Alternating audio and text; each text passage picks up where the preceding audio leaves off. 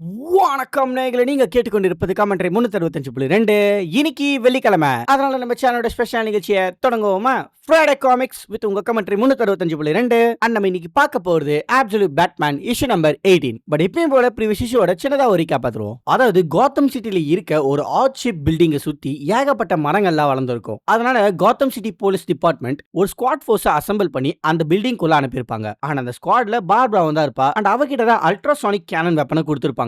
அந்த வெப்பனால செல்ஸ் கூட தனியா பிரிக்கிற அளவுக்கு சவுண்ட்ஸை கம்ப்ரஸ் பண்ணி ஒரு வேவா அனுப்பும். சோ அதனால அந்த வெப்பனை அவங்க கிட்ட கொடுத்து அவங்கள தைரியமா உள்ள அனுப்பியிருப்பாங்க. ஆனா உள்ள போன அந்த ஸ்குவாட் ஃபோர்ஸ் திரும்பி வெளியிலேயே வந்திருக்க மாட்டாங்க. சோ அதனால ஜிசிபிடி அந்த பில்டிங்கை சுத்தி 10 ரேடியஸ் வரைக்கும் யாருமே போகாத மாதிரி பிளாக் பண்ணிடுவாங்க. ஆனா நம்ம பேட்மேன் யாருக்குமே தெரியாம அந்த பில்டிங்கோட அண்டர் கிரவுண்ட் வழியா தொலைச்சிக்கிட்டு உள்ள வந்திருப்பாரு. அதுவும் செயின்சாவலா தன்னோட சூட்டோட கியர் அப் பண்ணி பக்காவா வந்திருப்பாரு. செம்மையா இருக்குங்க அந்த லுக்கு பாக்குறதுக்கு. அண்ட் உள்ள வந்து நம்ம பேட்மேன் அந்த ஸ்குவாட் ஃபோர்ஸை பாத்துருவாரு. ஆனா அவங்க எல்லாருமே பிளான் ஜாம்பிஸா மாறி இருப்பாங்க. சோ அதனால பேட்மேன் அங்க இருக்கிற பிளான் ஜாம்பிஸை போடுதட்டு ஒவ்வொரு ஃப்ளோரா அந்த பில்டிங்கோட டாப் ரீச் பண்ணிட்டு இருக்க அந்த ஒவ்வொரு ஃப்ளோர்லயும் பேட்மேன் விதவிதமா பிளான் ஜாம்பிஸை பாப்பாரு. அண்ட் அப்படி போயிட்டு இருக்கும்போது ஒரு ஃப்ளோர்ல நம்ம ஆல்ஃபர்ட் ஒரு ஹியூமன் சைனை டிடெக்ட் பண்ணிருப்பாரு. அண்ட் அது யாருன்னு பார்த்தோம்னா நம்ம பார்பரா. எஸ், பார்பரா மட்டும் தான் அந்த ஸ்குவாட் ஃபோர்ஸ்ல இருந்து உயிரோட தப்பிச்சிருப்பா. அண்ட் அவகிட்ட தான் அந்த அல்ட்ராசானிக் கேனனும் இருக்கும். சோ அதனால பேட்மேன் அவகிட்ட இருந்த அந்த அல்ட்ராசானிக் கேனனை புடிங்கிட்டு அவரோட பேக் சூட்ல இருக்கிற ஒரே ஒரு கேப்பை மட்டும் எடுத்து பார்பராவோட அட்டாச் பண்ணி அந்த பில்டிங்ல இருந்து தள்ளி விட்டுருவாரு. பட் பயப்படுற மாதிரிலாம் ஒன்றும் இல்ல. ஏன்னா அந்த கேப் ஒரு பேராஷூட்டா மாதிரி நம்ம பார்பராவை சேஃபாவே லேண்ட் பண்ணிடும். தென் ஃபைனலா அந்த பில்டிங்கோட டாப் ரீச் பண்ணும்போது நம்ம பேட்மேன் பாய்சன் ஐவியை மீட் பண்ணுவாரு. ஆனா வெறும் 5 நிமிஷத்துலயே பாய்சன் ஐவியை அசால்ட்டாவே போட்டு தள்ளுவாருங்க. ஏன்னா இதுக்குதான் இவ்வளவு பில்டப் தான் இருக்கும். ஆனா அப்பதான் நம்ம பேட்மேனுக்கும் நமக்கும் ஒரு சர்ப்ரைஸா அந்த இடத்துல ஏகப்பட்ட பாய்சன் ஐவியை காமிச்சிருப்பாங்க. ஆனா அவங்க எல்லாருமே க்ளோன் தான். சோ அதனால பேட்மேன் நம்மள மாதிரி என்ன பண்றதுனே தெரியாம முழிச்சிட்டு இருக்க அப்பதான் அந்த இடத்துல உண்மையான பாய்சன் ஐவியை இறக்கி இருப்பானுங்க. படு பயங்கரமா இருக்கும் லுக்கு. பட் ஆனா அந்த இஷ்யூவை அப்படியே முடிச்சிருவாங்க. ஆனா அந்த இஷ்யூக்கு எப்போலாக இருக்கும். அதுல நம்ம மார்த்தா ப்ரூஸ்க்கும் ப்ரூஸோட ஃப்ரெண்ட்ஸுக்கும் சில பிரச்சனைகள்லாம் வந்ததுனால அவங்க அத்தனை வருஷமா மறைச்சு வச்சிருந்த உண்மையை அகைன் தோண்டி வெளியே எடுத்திருப்பாங்க. லைக் அவங்க ஏதோ ஒரு இடத்துக்கு போயிட்டு யாருக்குமே தெரியாம ஒரு ஃபோன் கால் பண்ணிருப்பாங்க. அதுவும் யாருக்குன்னா அப்சல்யூட் கோர்ட் ஆஃப் அவுல்ஸ்க்கு. சோ இப்படிதான் அந்த இஷ்யூவை டு பி கண்டினியூ போட்டு முடிச்சிருப்பாங்க. அண்ட் இதுக்கப்புறம் என்ன நடக்க போறதுன்னா நம்ம இஷ்யூ நம்பர் 18ல பார்க்க போறோம். அப்புறம் இதோடவே ரீகேப் முடியுது. சோ தொடங்குவோமா? ஓப்பனிங்கே இஷ்யூ நம்பர் 17 எந்த இடத்துல முடிஞ்சதோ அதே இடத்துல இருந்தா இஷ்யூ நம்பர் 18 தொடங்குது. அதாவது மார்த்தா கோர்ட் ஆஃப் அவுல்ஸ்க்கு கால் பண்ணதுக்கு அப்புறம் அவங்கள டைரக்டா மீட் பண்ணி பேசுறதுக்காக நியூ மெக்சிகோல இருக்க அவுட்லிங்கனுக்கு வந்திருப்பாங்க. அந்நேரங்களே இந்த இடத்துல மார்த்தா ஒரு பிரைவேட் ஃபிளைட்ல வந்த மாதிரி தான் தெரியுது. சோ மார்த்தா இத்தனை வருஷமா இந்த கோர்ட் ஆஃப் அவுல்ஸ் சம்பந்தப்பட்ட விஷயத்தெல்லாம் மறைச்சு வச்சிருக்கிறத பார்த்தா ஒருவேளை மார்த்தா நல்ல பணக்காரங்களாவே இருந்து அந்த விஷயத்தையும் இந்த கோர்ட் ஆஃப் அவுல்ஸோடவே சேர்த்து மறைச்சுதான் வாழ்ந்திருப்பாங்களோ சின்னதா ஒரு கேள்வி வருதுல. பட் நம்ம அப்படியே கண்டினியூ பண்ணுவோம். சோ இந்த இடத்துல நியூ மெக்சிகோக்கு வந்த மார்த்தா நம்ம ப்ரூஸ்க்கு ஒரு மெசேஜ் அனுப்புறாங்க. ப்ரூஸ், நான் தான். எனக்கு தெரியல இந்த மெசேஜ் உன்னை வந்து சேருமான்ட்டு. ஆனா கொஞ்ச நாளைக்கு நான் இந்த டவுனை விட்டு வெளியே போக போறேன். ஏன்னா நான் பாத்துக்க வேண்டிய சில விஷயங்கள் இருக்கு. ஆனா ஒண்ணு மட்டும் தெரிஞ்சுக்கோ, நீ எப்பவுமே என்னோட சின்ன பையன் தான். And I love you. அப்புறம் யாருக்காகவும் உன்னை நீ மாத்திக்காத. நான் சொல்றது உனக்கு கேக்குதுல? இந்த உலகம் அப்படின்னு மார்த்தா சொல்லி முடிக்கிறதுக்குள்ளே அந்த இடத்துல ஒரு வண்டி வந்து அதுக்குள்ள இருந்து கோர்ட் ஆஃப் அவுல்ஸ் ஆளுங்க வெளில வராங்க. அண்ட் வந்தவனுங்க நம்ம மார்த்தா கிட்ட ஏதோ ஒரு கோட் மூலியமா தான் பேசுறாங்களே. உன்னோட அடுப்படியில உன்னை பாக்குறோம், உன்னோட படுக்கை அறையிலையும் உன்னை பாக்குறோம், எங்களை பத்தி பேசாத, இல்லனா உன்னோட அடுப்படிக்கு நாங்க டேலன் அனுப்புவோம் அப்படின்னு நம்ம மார்த்தா அந்த சீக்ரெட் கோட சொல்லியிருப்பாங்க. அண்ட் சொல்லி முடிச்ச அடுத்த நிமிஷமே நம்ம மார்த்தாவோட முகத்தை கவர் பண்ணி அப்படியே அள்ளி வண்டியில தூக்கி போட்டு கிளம்பிடுறாங்க. சோ மார்த்தாக்கு கோர்ட் ஆஃப் அவுல்ஸோட அந்த கோடு வரைக்கும் எல்லாமே தெரிஞ்சுக்குது. ஆனா அந்த கோட்ல டேலன் சொன்னதை பார்த்தா நம்ம மார்த்தாக்கு டேலன் நல்லா தெரியும்னு நினைக்கிறேன். நம்ம அதை அப்படியே கட் பண்ணி பேட்மேன் கிட்ட தான் வரும். இங்க நம்ம பேட்மேன் அந்த பாய்சன் ஐவியோட க்ளோன் எல்லாத்தையுமே போட்டு பொளந்து எடுக்கிறாருங்க. அண்ட் அப்ப அந்த உண்மையான absolute Poison Ivy, come on Batman, சண்டை போடாத, ஏன்னா அதுல உனக்கு எந்த பயனும் இல்ல அப்படின்னு சொல்ல இங்க நம்ம ஆல்ஃபர்ட் கிட்ட மேல இருக்கிற துகள்கள் ரொம்ப அடர்த்தியா அந்த கவச கலண்டு வந்துரும். ஒருவேளை அப்படி வந்துருச்சுன்னா நீ காம்ப்ரமைஸ் ஆகிறதுக்கு வேற கொஞ்ச நேரம் தான் இருக்கும். அண்ட் அப்போ உன்னோட ஜெனடிக் அவளோட ஷேப்பா தினப்ப அது வராது. அதனால இப்ப எனக்கு ஒரு வீக்னஸ் கண்டுபிடிங்க அப்படின்னு நம்ம பேட்மேன் சொல்லும் போது அங்க இருக்கிற க்ளோன்ஸ்லாம் நம்ம பேட்மேனை மொத்தமா சுத்து போட ஆரம்பிக்கும். சோ அதனால நம்ம Alfred, look out on your right, on your left, on your left and right. Weakness Pennyworth, weakness. அவ தாவரங்கள், விலங்கு, பூச்சி, பாக்டீரியாவால உருவாக்கப்பட்டவ. அதுல எது பாதிக்கப்படக்கூடியது? நான் அதுதான் கிட் பாத்துட்டு இருக்கேன். ஆனா அவகிட்ட எந்த சாஃப்ட் ஸ்பாட் இருக்கா மாதிரியும் எனக்கு தெரியல அப்படின்னு நம்ம ஆல்ஃபர்ட் சொல்ல நம்ம அப்படியே கட் பண்ணி பாய்சன் ஐவியோட ஃபிளாஷ்பேக்கு தான் போறோம். அதாவது ஐவி அவளோட ரிசர்ச் லேப்ல இருக்கும்போது அந்த மொத்த லேப் தீ பிடிச்சு எரிய ஆரம்பிச்சதுல அந்த தீ விபத்திலே ஐவி இறந்து போயிட்டா. பட் ஆனா அவளோட இதே மட்டும் ஒரே ஒரு கண்டெய்னர்ல போட்டு பிரிசர்வ் பண்ணிருக்காங்கன்னு நினைக்கிறேன். அண்ட் அப்ப பேக்ரவுண்ட்ல பாய்சன் ஐவியோட நரேஷனா அவளோட உடல்ல மிச்சம் இருக்கிறது இது மட்டும்தான் அப்படின்னு டாக்டர்ஸ் எங்க அம்மா கிட்ட சொன்னாங்க. லேப்ல உண்டான அந்த கெமிக்கல் ஃபயர் கிட்டத்தட்ட 9000 டிகிரி வெப்பமானது. அதாவது ஒரு இளம் நட்சத்திரத்தோட வெப்பத்தை உருவாக்கி இருக்கு. அதுல ஏதாவது ஒரு விஷயம் தப்பி பிழைச்சிக்குதுன்னா அது ஆச்சரியத்துக்குரியதுன்னு அவங்க சொன்னாங்க. ஆனா இருந்தாலும் என்னோட இதயம் மட்டும் அப்படியே தான் இருக்கு. அதை பார்த்து என்னோட அம்மா அது இன்னும் உயிரோடு இருக்கான்னு கேட்டாங்க. ஆனா அதுக்கு அவங்க இல்லைன்னு தான் சொன்னாங்களே. ஆனா அது உண்மை இல்ல. அதை நான் அவங்க கிட்ட கத்தி சொல்ல விரும்பினேன். நான் இந்த கண்டெய்னருக்குள்ள அதிக சக்திகளோட இணைக்கப்பட்டதை விட ரொம்ப அதிகமா உயிரோட இருந்தேன். ஆனா என்னால நிறங்களை உணர முடிஞ்சது. பச்சை, சிவப்பு, கருப்பு. ஆனா அப்போ எங்க அம்மா என்னை விட்டு போக திரும்பினாங்க. அதனால அந்த நிமிஷம் எங்களை பிரிக்கிற இந்த கண்ணாடிய நான் இது வரைக்கும் வெறுக்காத அளவுக்கு நான் வெறுத்தேன். ஆனா அந்த கண்ணாடியை மட்டும் இல்ல, அதை அங்க வச்ச அந்த சக்தி வாய்ந்த மனிதர்களையும் தான். ஏன்னா எனக்கு இந்த விஷயத்த பண்ண அந்த மனுஷன் நான் என்னோட ரிசர்ச்ல இன்னும் மேல போகணும்னு நினைச்சதுனாலதான் இதை பண்ணியிருக்கான். அதை பண்ண அந்த மனுஷங்க என்னோட எதிரி, நம்மளோட எதிரி. ஏன்னா அவங்க எல்லா இடத்துலயும் சுவர் அமைக்கிறாங்க. எல்லா விதமான சுவர்களையும் அமைக்கிறாங்க. நம்மளோட ஒவ்வொருத்தங்களுக்கும் இயற்கையில இருந்து உண்மை வரைக்கும் எல்லாத்தையுமே பிரிக்கிறாங்க. ஏன்னா எல்லாத்தையுமே லாபத்துக்காக பிரிக்கிறாங்க. அதுவும் அவங்களோட சொந்த சாம்ராஜ்யத்துக்காக. ஆனா நான் கண்டிப்பா வெளியே வருவேன். எப்படியாச்சும் நான் வழியை கண்டுபிடிப்பேன். ஹைவி இந்த உயர்ந்த செவுத்துக்கு மேல ஏறுவா. அண்ட் அப்போ எங்க அம்மா அங்கிருந்து போகும்போது நான் அவங்களை நெருங்க பார்த்தேன். ஆனா அப்போ அவங்க மீது ஒரு கருப்பு நிறம் போகிறதுனால பார்க்க முடிஞ்சது. அவங்க திரும்ப ஹாஸ்பிட்டல் போகிறதுக்கான பஸ்ஸுக்காக காத்துக்கிட்டு இருந்தாங்க. கிட்டத்தட்ட 3 நாளைக்கு யாருமே கவனிக்கல. அப்புறம் அவங்கள பிணவரையில கரைக்கும் போது அவங்களோட சில பார்ட்ஸ்லாம் விழுந்தது. விரல், மார்பகம், மூக்கு. லைக் ஒரு அழுகுன பழத்தை போல. ஆனா இப்போ இந்த நிமிஷம் என்னால முடிஞ்ச வரைக்கும் நான் நெருங்கினேன். அண்ட் சடனா ஏதோ ஒண்ணு புதுசா வளர்ந்துச்சு. காயப்படுத்தவே முடியாத மாதிரி. நீ எதுக்காக என்கிட்ட சண்டை போட்டுட்டு இருக்க பேட்மேன்? நம்ம 2 பேருமே ஒரே பக்கம் தான். பெனிவார்த் அவன் இனிமே இல்ல. ஏன்னா சில ரேர் பாக்டீரியாஸ்லாம் ரேடியோ சிக்னலை சீர்குலைச்சிடும். சில பறவைங்களோட சத்தங்களும் டால்பினோட பாடல்கள் கூட நான் பேசும்போது வெளியிடுற எல்லாமே. சோ அதனால பலவீனம் இல்ல, பலம் மட்டும்தான் அப்படின்னு பாய்ஸ் நவி இன்னும் படு பயங்கரமா ஆக நம்ம அப்படியே கட் பண்ணி இந்த சம்பவம் நடந்துட்டு இருக்கிற ஒரு வாரத்துக்கு பின்னாடி போகிறோம். அதாவது இஷ்யூ நம்பர் 17 ஒரு வாரத்துக்கு முன்னாடி இருக்கிற ப்ரூஸை காமிச்சிருப்பாங்களே அதே இடத்துல இருந்தா இந்த இடத்துல கண்டினியூ பண்றாங்க. வேலன் நான் வந்துட்டேன் அப்படின்னு சொல்ல பேக்ரவுண்ட்ல நரேஷனா ப்ரூஸ் இல்ல ப்ரூஸ் அதை நீ அக்செப்ட் பண்ணாத. உன்னை நீயே போக விடாத. அந்த சத்தம் இந்த சுரங்கத்தோட ஆழத்துல கேட்டுட்டு இருக்கிற அந்த கர்ஜன சத்தம் அவன் மாறிக்கிட்டு இருக்கான். ஆனா மோசமா இல்ல. நான் மறுபடியும் உன்னோட கதவை வந்து தட்டுவான் வாசி. நீ என்கிட்ட பேசுற அந்த நாள் வரைக்கும் அண்ட் எனக்கு எவ்வளவு அதிகமா கொடுக்கப்படுதோ அவ்வளவு குறைவான மதிப்புள்ளவன் நான். கமோனடி தயவு செஞ்சு சொல்லு. நேர்களே நான் ப்ரீவியஸ் இஷ்யூல நம்ம ப்ரூஸ் கேட்ட அந்த புதிர்க்கான விடையை நான் அப்பவே கேட்டிருந்தேன். ஸோ அந்த புதிர்க்கான பதிலையும் இந்த புதிர்க்கான பதிலையும் சேர்த்தே சொல்லுங்க. எத்தனை பேர் சொல்றீங்கன்னு பார்ப்போம். அண்ட் இப்போ அப்படியே கண்டினியூ பண்ணலாம். வரலனா என்ன சொல்றீங்க? லுக், பேட்மேனோட சுத்தி தெரிஞ்சதை பத்தி நான் கேள்விப்பட்டதெல்லாம் அவங்க டென்ட் ரொம்ப வித்தியாசமா பாக்குறாங்க தான். அதாவது அவங்க ஒதுக்கி வச்ச எல்லாரோட. நேற்று எங்க அம்மா கிட்ட இருந்து ஒரு மெசேஜ் எனக்கு வந்துக்குது. நான் அதை ஓப்பன் பண்ணிட்டு தென் ஸ்டார்ட் ஆகிறதுக்குள்ளே கட் பண்ணிடுவேன். ஆனால் டீப் டவுன்ல நான் அதை சேவ் பண்ணி வச்சிருக்கேன். எனக்கு எப்போ தேவைப்படுதோ அப்போ நான் கேட்பேன். ஆனா எனக்கு என்னதான் ஆச்சு அப்படின்னு நம்ம ப்ரூஸ் ஒரு விதமான குழப்பத்திலையும் ஒரு விதமான கஷ்டத்திலையும் இருக்காங்க. ஏன்னா அவன் பண்ண அந்த விஷயத்தினாலதான் வெய்லன் ஹார்ஜி ஹார்வி ஹெடி இவங்க எல்லாருமே பொதுமக்கள் மான்ஸ்டர்ஸா பார்க்க ஆரம்பிச்சிருக்காங்க. அதாவது நம்ம பேட்மேன் பெயினை மட்டும் வெளியில கொண்டு வராம இருந்திருந்தா காத்தம் சிட்டி மக்களுக்கு மான்ஸ்டர்ஸ்ங்கிற விஷயம் இருக்கிறதே தெரிஞ்சிருக்காது. அதாவது பெயின் மாதிரி ஆட்கள் இருக்கிற விஷயமே தெரிஞ்சிருக்காது. ஸோ அதனால ப்ரூஸோட ஃப்ரெண்ட்ஸ் யாரையுமே அவங்க மான்ஸ்டரா பார்த்திருக்க மாட்டாங்க. ஆனா பேட்மேன் தான் பெயினை வெளியில கூட்டிட்டு வந்தார்ல, இவங்களையும் அவங்க பெயின் மாதிரி தான் பார்க்க ஆரம்பிச்சிருக்காங்க. அதாவது ஒரு மான்ஸ்டரா. ஆனா அதுக்குன்னு பேட்மேன் பெயின் வெளியில கூட்டு வராம அந்த இடத்துல ஒரு ஷோடவுன் நடக்காம இருந்திருந்தா அது இன்னும் பயங்கர மோசமான நிலைமைக்கு தள்ளப்பட்டிருக்கும். சோ அதனால பேட்மேன் பண்ணது சரியா தப்பான்னு ஒரு விதமான குழப்பத்திலே இருக்குல்ல. பட் நம்ம அப்படியே கட் பண்ணி பேட்மேன் கிட்ட போவோம். நான் அது எல்லாத்தையும் எடுத்துட்டேன் பேட்மேன். அந்த சாஃப்ட் பார்ட், அதாவது அந்த வலி. ஆனா நீயும் நானும் ஒன்னா ஆகிட்டு இருக்கோம். நீ எவ்வளவு கஷ்டப்பட்டிருக்குன்னு எனக்கு புரியுது. உன்னோட அம்மா, உன்னோட நண்பர்கள், என் மண்டையை விட்டு வெளியே போ. இல்ல என்னோட சேர்ந்துடு, என்னோட வீரனா இரு. ஏன்னா நம்ம ஒன்னா இருந்தா அவங்கள வெல்ல முடியும். உன்னை பாரு, ஸ்டோல கேக்டஸோட குத்துற முள்ள போலையும் நெருப்பு கோழியோட ரெக்கைகளை போல இருக்க. ஒரு வைரஸோட விருப்பமான என்ன சொல்றேன்னா என்ன உள்ளே இழுத்துக்கோ. அப்புறம் கரப்பாம்பூச்சியோட பிடிவாதமும். அப்போ சரி, ஒரு வழி இல்லைன்னா இன்னொரு வழியா உன்னை நானே இழுத்துட்டு போறேன்.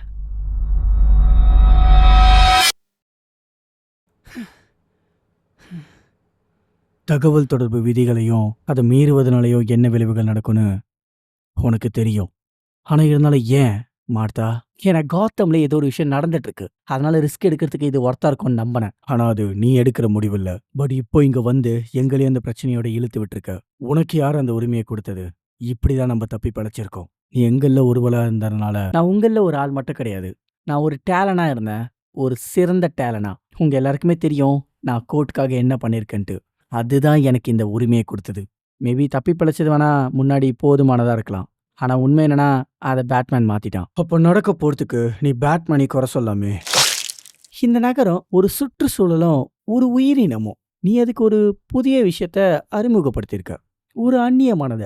ஸோ அதனால இப்ப அந்த நகரம் எதிர்வினையாக்குது. ஆனா அது மேல் நோக்கி போகிறதுக்கு பதிலா அத நீ தடுத்து நிறுத்த முயற்சி பண்ற. ஆனா இப்ப கூட என்னோட செல்ஸ பிரிக்கிறதுக்காக அவங்க யூஸ் பண்ண அந்த ஸ்க்ரீமிங் கன் உனக்கு பின்னாடி தான் இருக்கு. ஆனா உன்னோட விருப்பத்துக்கு மாறணும்னு நினைக்கிறத நிறுத்து. அப்படின்னு சொல்லிட்டு நம்ம பேட்மேனோட முதுகுலயே அவ குத்திடுவாங்க. அண்ட் அகெயின் பாய்சன் ஐவி, நான் செஞ்சதை போலவே நீயும் விஷயங்களை மறுவடிவமைக்க விரும்பியிருக்க. நீ இந்த நகரத்தோட எல்லா இடத்துலயுமே விதைய விதைச்சிருக்க. ஆனா இப்போ நீ விதைச்சதை நினைச்சே பயப்படுற. நீ விரும்பினாலும் விரும்பலனாலும் மாற்றம் வந்துட்டு இருக்கு அப்படின்னு பாய்சன் ஐவி சொல்ல, அப்படியே நம்ம ப்ரூஸோட கன்ஸ்ட்ரக்ஷன் ஒர்க் தான் வரும். ஆனா பேக்ரவுண்ட்ல நம்ம ஆல்ஃபர்டுக்கு ஒரு அன்னோன் பர்சன் அசைன்மெண்ட்ஸை கொடுப்பான்ல, அவன் நம்ம ஆல்ஃபர்ட் கிட்ட பேசிட்டு இருக்கான். இந்த பிளான்ல சின்ன ஒரு ஷிஃப்ட் இருக்கு ஏஜென்ட் பெனிவர்த், உன்னோட புது அசைன்மெண்ட். நான் அந்த அசைன்மெண்ட்டை தான் பார்த்துட்டு இருக்கேன். ஆனா ஏன் நான் கிட்டத்தட்ட 5 வருஷத்துக்கு மேல கிரிம்மா தான் டார்கெட் பண்ணிட்டு இருக்கேன். அண்ட் இப்போ அவன் இங்க வந்துட்டான், இந்த காத்தம்ல. ஆனா சடனா இப்போ நீங்க எஸ் பேட்மேன் அவன் தான் உன் டார்கெட். அப்போ அதை மறுத்தா அப்ப அமீரோட டீயை உன்னால என்ஜாய் பண்ண முடியாதுன்னு சொல்லலாம். அப்படியே இவங்க மாத்தி மாத்தி பேசிட்டு இருக்க, அப்ப நம்ம ஆல்ஃபர்டுக்கு பின்னாடி ஆல் மிஸ் குயின், எப்படி நீங்க என்ன பண்ணிட்டு இருக்க? நான் இங்க உதவி பண்ண தான் வந்திருக்கேன், இந்த பேட்மேனோட எல்லா விஷயத்துக்கும். நாங்க எல்லாருமே அப்படின்னு ஹார்லி குயின் ரெட்வுட் கேங்கோட வந்திருப்பா. அண்ட் அப்படியே பேரலா நமக்கு டிக்ரேஷனையும் காட்டுறாங்க. ஆனா அவன் தூங்கிக்கிட்டே டேக் நாளைக்கு நீ ஏதாவது அவனுக்கு பண்ணு அப்படின்னு தூக்கத்திலே புலம்பிட்டு இருப்பாங்க. அண்ட் அப்படியே அகைன் பேரலா ப்ரூஸோட கன்ஸ்ட்ரக்ஷன் ஒர்க் தான் காட்டுறாங்க. அண்ட் அங்க சில ஒர்க்கர்ஸ் நம்ம ப்ரூஸ் கிட்ட, ஹே கம் ஆன் ப்ரூஸ், நாங்க 39வது ஸ்ட்ரீட்ல இருக்கிற பேட்மேன் தீம்டு பாருக்கு போறோம், கம் ஆன் மேன், நீ வரலாமே, அங்க பெரிய பெரிய விங்ஸ்லாம் கொடுக்குறாங்க அப்படின்னு அந்த ஒர்க்கர்ஸ் எல்லாமே நம்ம ப்ரூஸை கூப்பிட, அதுக்கு நம்ம ப்ரூஸ் பேக்ரவுண்ட்ல நரேஷனா, அதுக்கு நான் சிரிச்சுட்டு அடுத்த வாட்டி பார்க்கலான்னு சொன்னேன். அவங்களால என்னோட கை நடுங்கிறத பார்க்க முடியாதுன்னு நம்புறேன். அப்புறம் நான் பார்க்குற இந்த சைடு வாக் 200 வருஷம் பழசு. நீ தலை குனிஞ்சு நடக்கலாம், அதை கவனிக்காம. ஏன் உன்னோட புத்தகத்துல கூட நீ எழுதலாம். ஆனா அது நடந்துட்டு தான் இருக்கு. அதுவும் அவங்களால அதை பார்க்க முடியுது. என்ன நம்பு, யாரோட திட்டத்தை நீ முறியடிக்கணும்னு நினைச்சியோ அவங்களால பார்க்க முடியுது. அதாவது மாற்றத்தை வெறுக்கிறவங்களால அப்படின்னு பாய்சன் ஐவி சொல்லிட்டு இருக்கும் போதே இந்த இடத்துல ஜாக் கிரீமை தான் காட்டுறாங்க. அவங்கள மோசமானவரு இங்க இருக்காரு. அவங்களோட தலைவர் மேல எங்க இருந்தோ கீழே எங்களை பார்த்து சிரிக்கிறாரு. ஆனா அது இன்னமும் காத்தம் தான். Steel limestone. அவன் செய்கிற தந்திரங்கள், ஒப்பந்தங்கள், பேரங்கள், இது எல்லாத்தையுமே அவனோட கூட்டாளிங்களோட சேர்ந்து அவன் இந்த உலகத்தை செதுக்கிட்டு இருக்கான். நம்ம அவனை தடுத்தே ஆகணும். ஆனா அவனை தடுத்து நிறுத்த முடியும்னு நான் நினைக்கவே இல்லை. ஏன்னா இத்தனை வருஷமா அந்த ஸ்கிரீமிங் கன்னால என்ன அடைச்சி வச்சிருந்தான். ஆனா ஒரு நாள் அந்த இடத்துல நீ இருந்த. என்னோட பயோஸ்ல ஒரு மிருகத்தை போல நிர்வாணமா ஓடிட்டு இருந்த. அண்ட் அப்பயே எனக்கு தெரியும், எனக்கு வாய்ப்பு கிடைச்சா நான் உன்கிட்ட தான் வந்து சேருவேன். ஏன்னா கிரிம் எப்படி என்ன தேடி வந்தானோ அதே மாதிரியே உன்னையும் தேடி வந்துட்டு இருக்கான். லைக் மாற்றத்தை அச்சுறுத்துற எந்த விஷயத்துக்காகவும் வரது போல வரான். அதை தனிமைப்படுத்தி பூட்டி வைக்கிறான். நம்ம பேசினதை போலதான் அவன் நகர்றான். ஏன்னா அதை என்னால உணர முடியுது. ஒருவேளை நீ என்னவா மாறணும்னு பரிணாமம் அடைய தயாரா இருந்தனா உன்னால அவனை தடுத்து நிறுத்த முடியும் பேட்மேன். ஆனா நீ அதுக்கு தயாரா இல்ல. ஆனா கவலைப்படாத, இந்த இடத்துல நான் துகள்களை வெளியிடும் போது உன்னை நான் ஒரு புதியதா மாத்துறேன், இங்க இருக்கிற எல்லாரையும். அதனால நம்ம வலிமையாகுவோம், ரொம்ப அழகா ஒரு புது சாம்ராஜ்யத்தை உருவாக்குவோம். அப்புறம் ஒன்னா அவனை தடுத்து நிறுத்துவோம். தென் அதுக்கப்புறம் நம்மளோட முதல் ஆசையை நிறைவேற்றுவோம். இல்ல இதை பண்ணாத அப்படின்னு நம்ம பேட்மேன் எப்படியாச்சும் நம்ம பாய்சனை தடுக்க தாங்க ட்ரை பண்றாரு. ஆனா நம்ம அப்படியே கட் பண்ணி ப்ரூஸ் கிட்ட தான் வரோம். நான் சொல்றது உனக்கு கேக்குதான்? ப்ரூஸ் அமைதியாரு. ஜார்டன், நீங்க நீங்க என்ன பண்ணிட்டு இருக்கீங்க? நான் உங்ககிட்ட பேசணும். எந்த குற்றமும் இல்லை. ஆனா நான் கடைசியா பேசணும்னு நினைக்கிறது உங்களையும் எங்க அம்மாவை பத்தியும் தான். இது உன்னோட அம்மாவை பத்தி இல்ல, அவ ஒரு க்ரோன் உமன், நான் ஒரு க்ரோன் மேன். இயற்கை இயற்கை தான். ஆனா இது உன்னை பத்தி சன். நானா? எனக்கு தெரியும் ப்ரூஸ். நீங்க நீங்க எதை பத்தி பேசுறீங்க? என்ன உங்களுக்கு தெரியும்? ஓ, கொஞ்சம் உட்காருவோமா? ஓகே. ஆனா உங்களுக்கு எப்படி 6 அடி 400 பவுண்ட்ஸ்லாம் சரியா பொருந்தாது. அப்புறம் இந்த வவ்வாலோட கூட்டத்திலேருந்து உன்னை ஒரு வாட்டி நான் வெளியில இழுத்துருக்கேன். எங்க அம்மாக்கு இது தெரியுமா? நம்பினாலும் நம்பலனாலும் எனக்கு அப்படி தெரியல. ஏன்னா அவள் வெளிப்படையானதை தவிர்க்க அவள் மண்டைக்குள்ள ஒலிம்பிக் லெவல் ஜிம்னாஸ்டிக்ஸ் மாதிரியான சில விஷயங்கள் ஓடிட்டு இருக்கு. செல்ஃப் டிஃபென்ஸ்ன்னு நினைக்கிறேன். நீங்க என்ன நிறுத்த சொல்றதுக்காக இங்க வந்திருக்கீங்க? ஏன் நீ என்கிட்ட இருந்து அதான் எதிர்பார்க்குறியா? இப்போ எனக்கு தெரியல. ஆனா அவன் ரொம்ப பெருசாகிட்டான் மிஸ்டர் கார்டன். எனக்கு இந்த பேட்மேன் சிட்டியை அஃபெக்ட் பண்ணணும், அதை வெளிச்சத்துக்கு கொண்டு வரணும். ஆனா நான் பண்ணல. ஸோ அவனே ஒரு வெளிச்சமா மாறணும்னு எதிர்பார்க்குறேன். அதாவது வானத்துல ஒரு பெரிய கலங்கர விளக்கு போல. அதாவது நான் எதிர்த்து நிக்கிற விஷயங்களுக்கும் தான். லைக் ஜெயிக்கிற மாரி உணரணும். அதாவது நான் மாறணும்னு நினைக்கிறது ரொம்ப கடினமாவும், கொடூரமா அதாவது டார்க்கரா? ஆமா. அந்த மாதிரி. Any advice? என்கிட்ட இருந்தா? இல்ல. கண்டிப்பா இல்ல. நான் ஜஸ்ட் உங்க அம்மாவ காதலிக்கிற ஒரு வயசானவன். ஆனா இப்ப நீ இருக்கிற இந்த நிலைமையில நான் இருக்கும்போது, எனக்கு ஒருத்தங்க சொன்ன அந்த அட்வைஸ உனக்கு நான் சொல்றேன். ஆனா அவங்க என்ன விட ரொம்ப புத்திசாலி. என்னோட பொண்ணு. அப்படின்னு நம்ம ஜிம் கார்டன் சொல்ல, அப்படியே நம்ம பேட்மேன் கிட்ட தான் வரும். ஆனா அந்த இடத்துல பாய்சன் ஐவி பேட்மேன மொத்தமா கட்டி போட்டு வச்சிருப்பாங்க. ஆனா அப்பதான் நம்ம பேட்மேனோட இயர் பிளேட எடுத்துக்கிட்டு அந்த இடத்துல பார்பரா வந்திருப்பா. ஷ்! அவ கேட்டுற போறா. ஸ்ட்ரகிள் ஆகுறத நிறுத்து. நான் பாத்துக்கிறேன். ஆஃபீசர் கார்டன், நீ எனக்கு நன்றி சொல்றதுக்கு இனிமே தள்ளிவிட மாட்டேன்னு சத்தியம் பண்ண மாட்டேன் போதும். அண்ட் இப்ப ஸ்குவாட் டபுள் எம்யூசியோட வந்துட்டு இருக்காங்க. ஸோ அதனால அவ கண்டுபிடிக்கிறதுக்கு முன்னாடி நம்ம இங்கேருந்து வெளியில இல்ல. அவ அந்த துகள்களை நகரம் முழுதும் வெடிவிக்க போறா. நம்ம அதை அழிச்சே ஆகணும். என்கிட்ட இந்த எம்யூஸ் இருக்கு. உன்கிட்ட ஏதாவது வெடிப்பொருள் இருக்கா? இல்ல. ஆனா நான் அவங்கள கொஞ்ச தூரத்துல தான் பார்த்தேன். நமக்கு நேரம் இல்ல. ஒருவேளை உன்னால முடிஞ்சா என்ன பண்ண முடியும்? சொல்லு. உன்னால என்ன பண்ண முடியும்? இங்க நம்ம ஒண்ணா கூட்டணியா இருக்கலாம் தான் நான் நினைச்சேன். ஆனா நான் தப்பு பண்ணிட்டேன். மன்னிக்கிறோம் மார்த்தா. நீ காரணத்தை கேட்போன்னு நாங்க நம்பணும். உங்களை ஏமாத்துனதுல எனக்கு சந்தோஷம். ஏன்னா ஹவுல்ஸ்லாம் காரணங்களை கேட்காதுன்னு நான் எப்பயுமே நம்புறேன். Thoughts enough. இல்ல. கண்டிப்பா இல்ல. ஏன்னா நம்ம ஒரு விஷயத்துக்காக நின்னோம். ஞாபகம் இருக்கா? அதாவது பணக்காரங்களுக்கும் அதிகாரம் படைக்கிறவங்களுக்கும் எதிரா ஒரு நிழல் போல இருந்து போராடினவங்க தான் நாங்க. நாங்க போர் வீரர்கள்.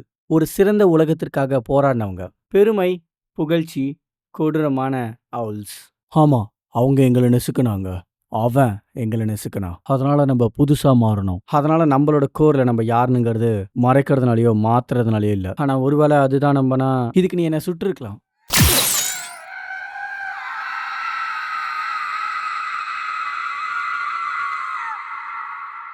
அந்த அந்த சவுண்ட் கன் என்ன அழிச்சிடும்னு நினைச்சியா? இல்ல. ஆனா இது எனக்கு நான் சஸ்பெக்ட் பண்றத எனக்கு காட்டுது. ஏன்னா இதுக்கு முன்னாடி நீ என்னோட பாண்ட் ஆகும்போது நான் டாக்டர் ஐஸ்லியை பார்த்தேன். நீ என்னை பரிணாமம் அடைய வைக்கணும்னு தானே நினைக்கிற. ஆனா நீ இன்னும் அதுக்கு முழுசா போகல. நீ என்ன உன்னோட இதயம், நீ வச்சிருக்க உன்னோட மனித சுயத்தோட கடைசி பகுதி, அதாவது உன்னால உருவாக்கப்படாத அந்த ஒரே பகுதி எனக்கு நல்லா தெரியுது. அதனால இந்த துகள்களை அழிச்சிடு. இல்ல உன்னோட இதயத்தை நான் அழிச்சிடுவேன். இந்த சோனிக் வேவ் உன்னோட செல்ஸ் தகர்த்துரும். ஆனா அதை உன்னால உருவாக்க முடியும். ஆனா அது அந்த ஒண்ணா இருக்காது. அதாவது உங்க அம்மா வச்சுட்டு இருந்த அந்த ஒண்ணா இருக்காது. அப்படின்னு பேட்மேன் இந்த இடத்துல சொல்ல, அப்படியே நம்ம ப்ரூஸ் கிட்ட தான் வரும். பார்பராவோட அட்வைஸ் என்ன? நான் மேயரா ஆனதுக்கு அப்புறம் பயந்த ப்ரூஸ். என்கிட்ட என்னோட பிளான், என்னோட அஜெண்டா எல்லாமே இருந்தது. ஆனா திடீர்னு அந்த மொத்த நகரமும் நான் இன்னும் நிறைய செய்யணும்னு எதிர்பார்த்தாங்க. இன்னும் அதிகமா செய்யணும்னு. விமர்சனங்கள்ல நான் ரொம்ப சாஃப்டானவன், உள்ளூர்வாசி, மக்கள் சார்ந்த நபர்னு எல்லாருமே என்னை தாக்குனாங்க. நான் அப்போ ரொம்பவே கோவப்பட்டேன். ஆனா ஒரு நல்ல மேயரா இருக்கணும்னா உன்னோட அப்பா, அம்மா, எனக்கு பிடிச்ச சில ஹிப்பி விஷயங்கள் எல்லாம் மறந்துட்டு கொஞ்சம் கஷ்டப்பட்டு கோவத்தோட மோசமானவனா மாறணும். ஆனா ஒரு இரவு பார்பரா 16 வயசு இருக்கும்போது அவளோட பயாலஜிக்கல் டெஸ்ட்டுக்காக படிச்சுட்டு இருந்தா. அண்ட் அப்போ அவ பால்கனில அந்த நகரத்துல என்னை பார்த்தா. அண்ட் அப்போ அவ என்கிட்ட ஏதோ ஒன்று சொன்னா. ஐவி ஏறும், ஆனா ஒட்டிக்கும். இப்போ டாக்டர் ஐஸ்லி அது பிடிச்சிருக்கு. உன்னோட லாஸ்ட் பீஸை நீ இழக்கணும்னு விரும்புறியா இல்லையா? அப்படியே நம்ம பேட்மேன் சொல்லும்போதே பேரலா ஏகப்பட்ட சீக்வன்ஸை காட்டுறாங்க. நாங்க இதை விட சிறந்தவங்க. அவ சொன்னா, அப்பா, ஒரு மரத்தோட வேரை நம்ம பராமரிக்கும் போது அது இன்னும் உயரமா வளரும்னு. நாங்க வந்துட்டோம். இப்பவே துகள்கள் அழிச்சிடுங்க டாக்டர் ஐஸ்லி. சரி. உனக்கு நல்ல வேர்கள் இருக்கு சான். அதனால நேரம் வரும்போது நீ சரியான முடிவு தான் எடுப்பேன்னு எனக்கு தெரியும். முட்டாள், நம்ம எல்லாத்தையும் காப்பாத்திருக்கலாம். எல்லாமே உயரமா வளர்ந்துருச்சு. ஆனா நீ உன்னையே அழிச்சுக்கிட்டு இருக்க. நீ ரொம்ப சின்னவன். இந்த உலகத்துல இருக்க ரொம்ப பலவீனமானவன். ஆமா, நான் அப்படிதான் இருந்தேன். ஆனா இனிமே கிடையாது. நீ என்ன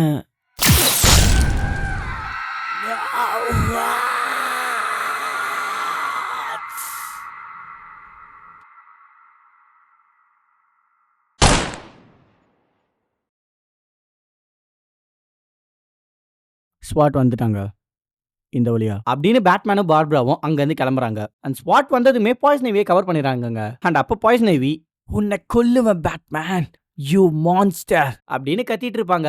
அண்ட் அப்போ இந்த சைடு நம்ம பார்பரா, பேட்மேன் அங்க என்ன நடந்துச்சு?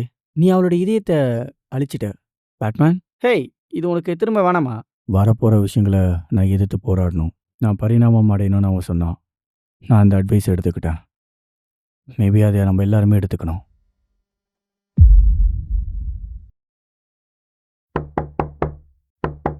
ப்ரூஸ்ன்னு எத்தனை வாட்டி நீ உதவானுக்கு அப்புறம் தான் உனக்கு புரிய வரும் நான் இனிமே உன்னோட ஃப்ரெண்ட். ஓ எப்பா நீ ஏன் பின்னாடி உதைக்காத.